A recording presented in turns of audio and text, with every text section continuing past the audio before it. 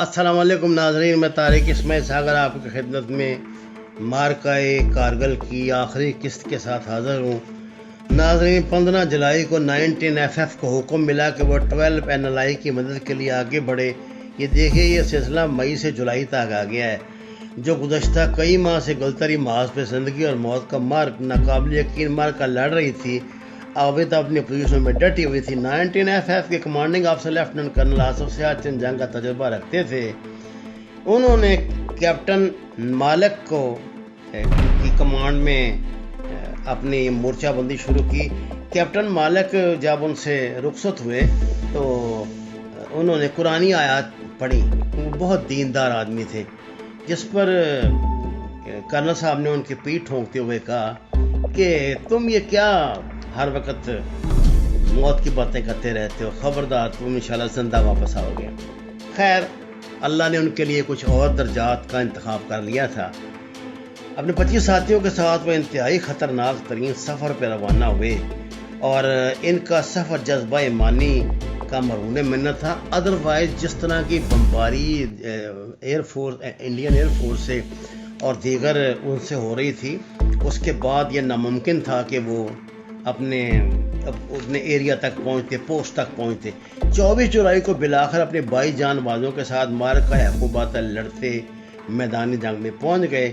24 جولائی کی شام کرنل آصف نے ان سے رابطہ کیا، خیریت دریافت کی، تو کیپٹن مالک نے انہیں صورت آگاہ کرتے ہوئے کہا کہ فکر مند ہونے کی ضرورت نہیں، اپنے مورچوں پر ڈٹے ہوئے ہیں، دشمن کے منتظر ہیں۔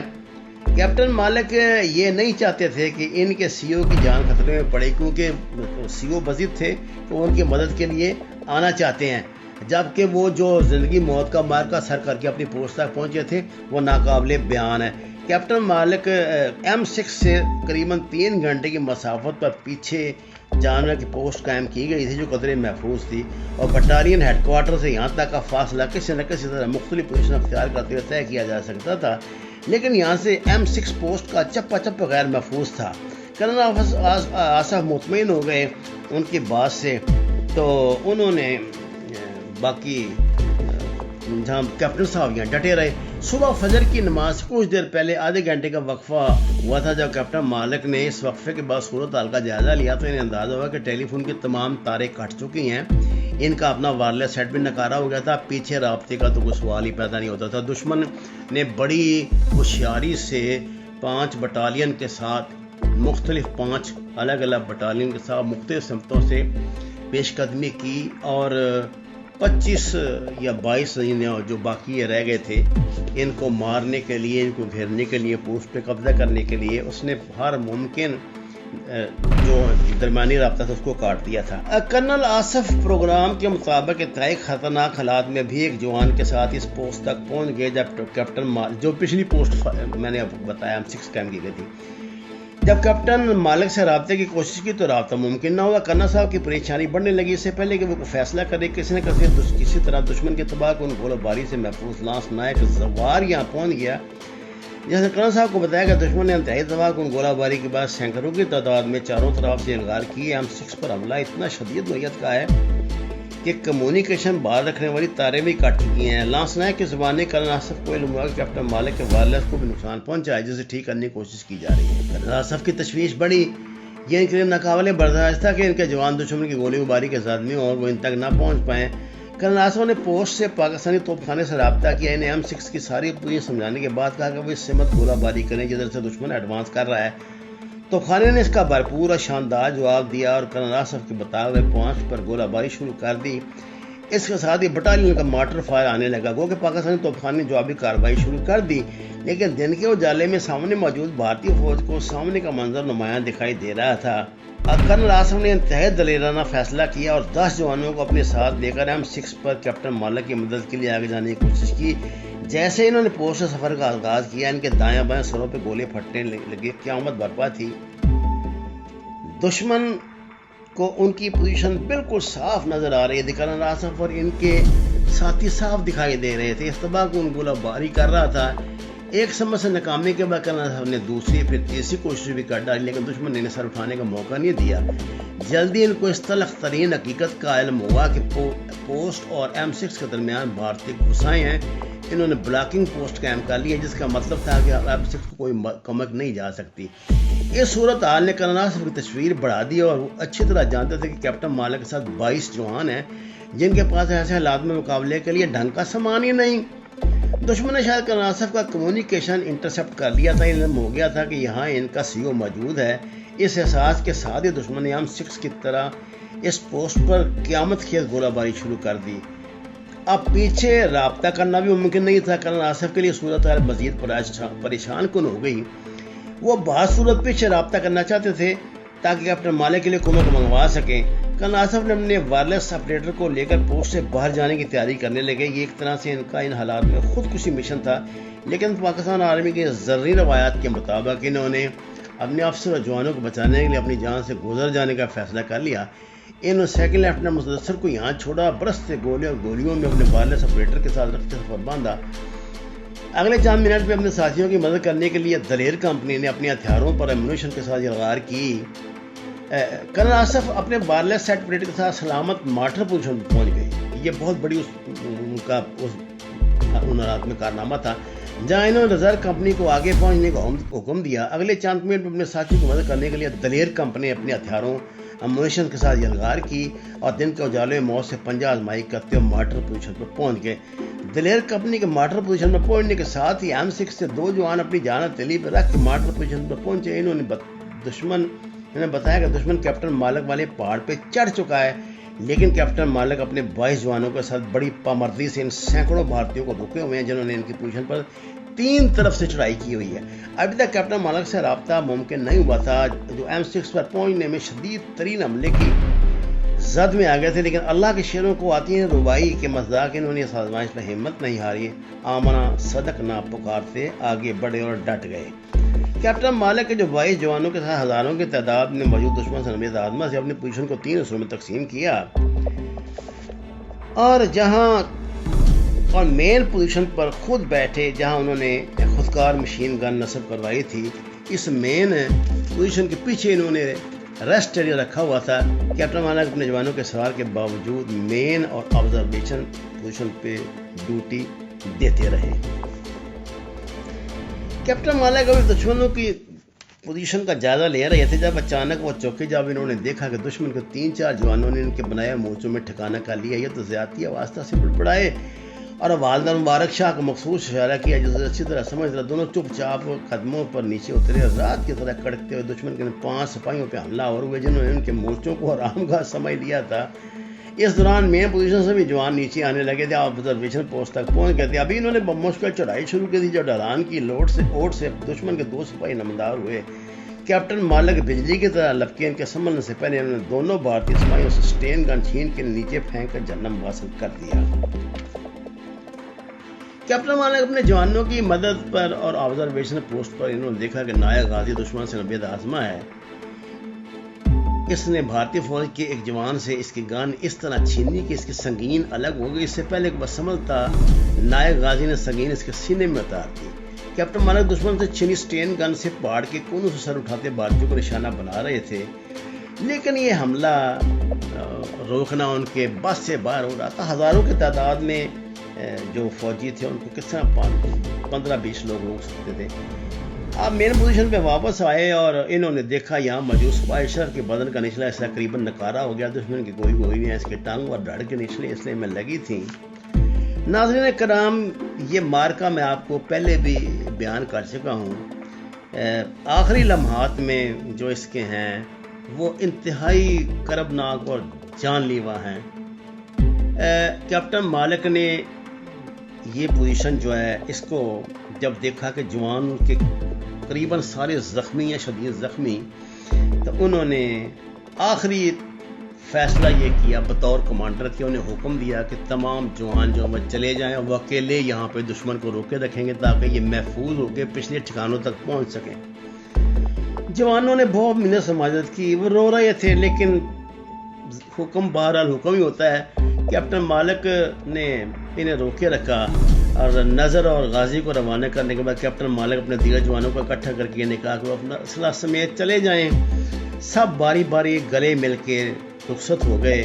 یہ لوگ 2 مختلف راستوں سے بحفاظت بٹالین ہیڈ کوارٹر پہنچ کے فوجی تربیت کے مطابق وہ ایک دوسرے کو کور دیتے محفوظ واپسی اختیار کی۔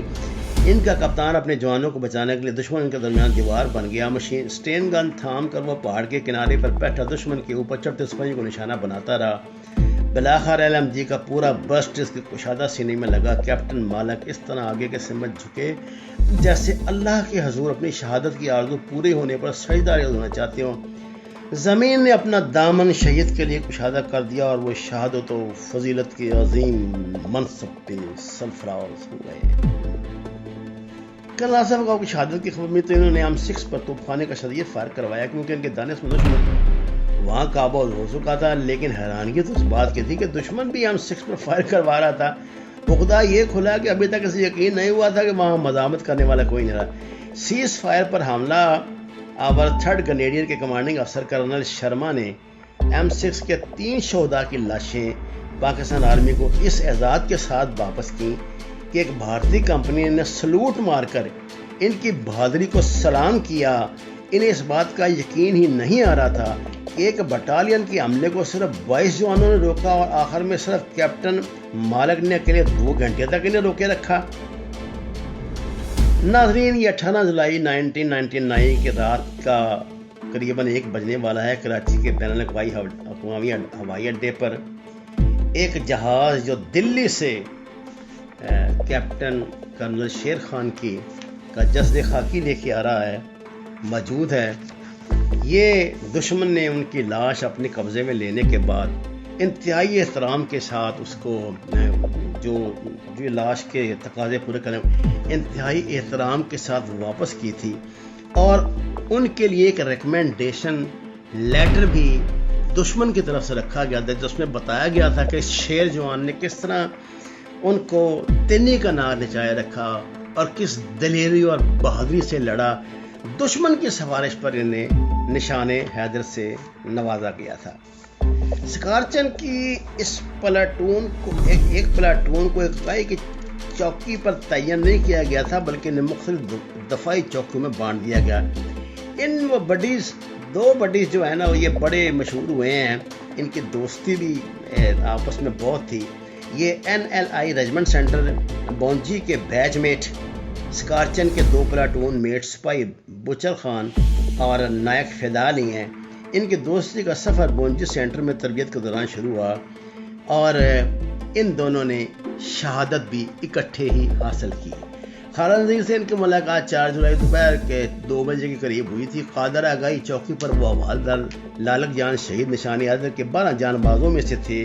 4-5 جولائی کی شب سے 7 جولائی کی شام تک انہوں نے دشمن کی بٹالین کے مطبوعات پر حملے نہ صرف ناکام بنائے بلکہ دشمن کو سخت جانی نقصان سے دوچار کیا۔ نائک فیدا علی محدود اسلحے کے پیش نظر صرف اپنی رائفل سے گولی فائر کرتا تھا جو کارگر ثابت ہو۔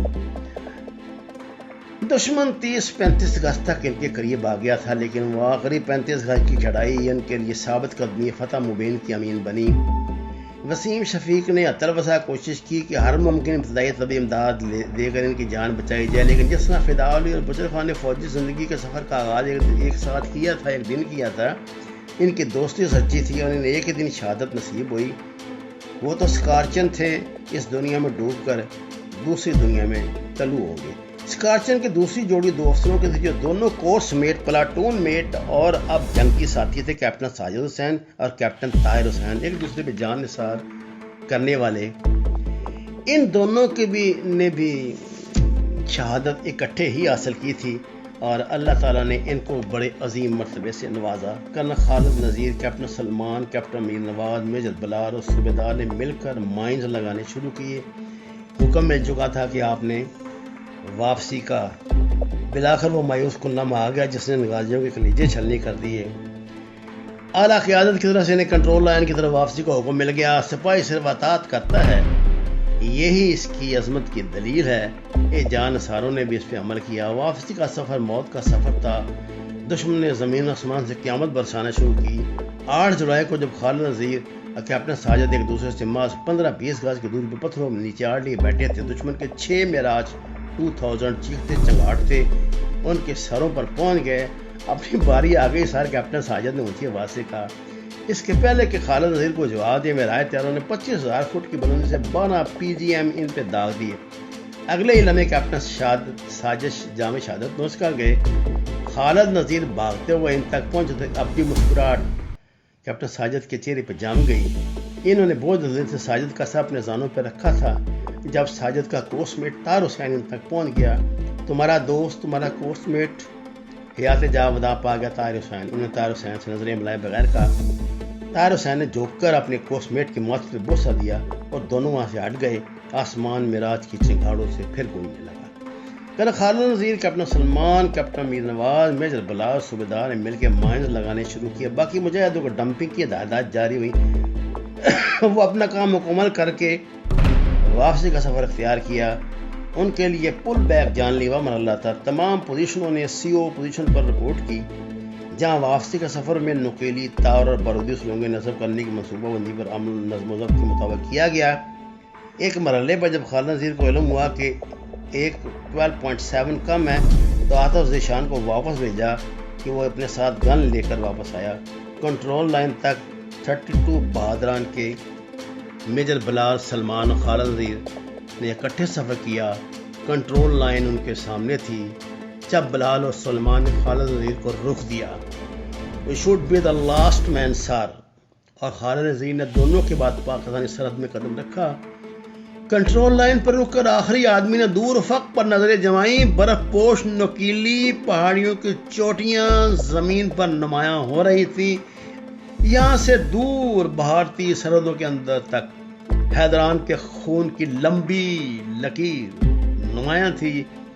خون جو سرحد کے پار بہہ چکا تھا، خون جو اپنا حساب مانگ رہا تھا، خون جو انشاءاللہ اپنا حساب لے گا۔ ناظرین، اس معرکہ کرب و بلا کی روداد میں نے آپ کی خدمت میں ایک شہید کا حکم جان کے جیسی تیسی پیش کر دی۔ اس کو آپ تک پیش کرنے کے لیے جو حوصلہ اور جو ہمت درکار تھی، میں سمجھتا ہوں اللہ نے مجھے وہ عطا کی، کیونکہ ایک فقرہ پڑھنے کے بعد اپنے آنسو روکنا ناممکن ہو جاتا ہے۔ اللہ ان شہیدوں کے درجات بلند کرے۔ اللہ ہماری سعی کو کسی بھی سطح پہ اپنے پاس قبول فرما لے۔ اس درخواست کے ساتھ کہ نماز ترجمے کے ساتھ پڑھیے، جانیے قرآن ترجمے کے ساتھ پڑھیے، آپ سے اجازت چاہتا ہوں۔ وما علینا الا البلاغ المبین۔ اگر آپ نے ابھی تک میرا چینل سبسکرائب نہیں کیا تو ایسی ہی لافانی باتیں اور گھاتیں جاننے کے لیے اسے سبسکرائب کیجیے۔ آپ کا بہت شکریہ۔